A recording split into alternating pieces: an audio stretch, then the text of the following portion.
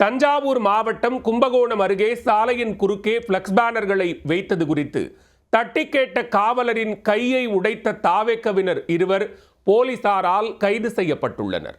அட்டூழியத்தில் ஈடுபட்ட தாவேக்க வார்டு தொண்டர்கள் மீது பாய்ந்த நடவடிக்கையின் பின்னணி என்ன?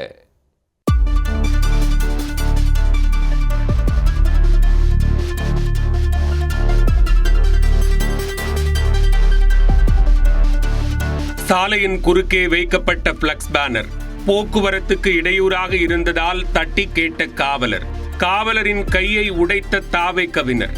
நடந்தது என்ன? தஞ்சாவூர் மாவட்டம் கும்பகோணம் நால்ரோடு பகுதியில் போக்குவரத்துக்கு இடையூறு ஏற்படுத்தும் விதமாக சாலையின் குறுக்கே தாவேக்கவினர் பேனர்களை வைத்து இடைஞ்சல் ஏற்படுத்தியதாக தெரிகிறது. அப்போது அந்த வழியாக ரோந்து சென்ற காவலர் தேவேந்திரன் பேனரை அகற்ற முயன்றுள்ளார். அப்போது தாவேக்க வார்டு உறுப்பினர்களான அருண், காளி இருவரும் காவலர் தேவேந்திரனை தாக்கியதில் அவருடைய வலது கையின் மணிக்கட்டு பகுதி எலும்பு முறிந்தது. இதுகுறித்து கும்பகோணம் மேற்கு காவல் நிலையத்திற்கு தகவல் அளிக்க அதிகாரிகள் வருவதற்குள் அருண், காளி இருவரும் அங்கிருந்து தப்பிச் சென்றனர். பின்னர் சம்பவ இடத்திற்கு வந்த போலீசார் படுகாயமடைந்த தேவேந்திரனை கும்பகோணம் அரசு மருத்துவமனைக்கு அழைத்துச் சென்றனர்.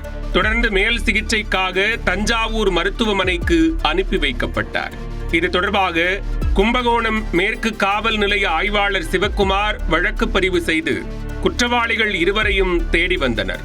தலைமறைவாக இருந்த காளியை கைது செய்த நிலையில் மற்றொரு குற்றவாளி அருண் கும்பகோணம் நீதிமன்றத்தில் சரணடைந்தார்.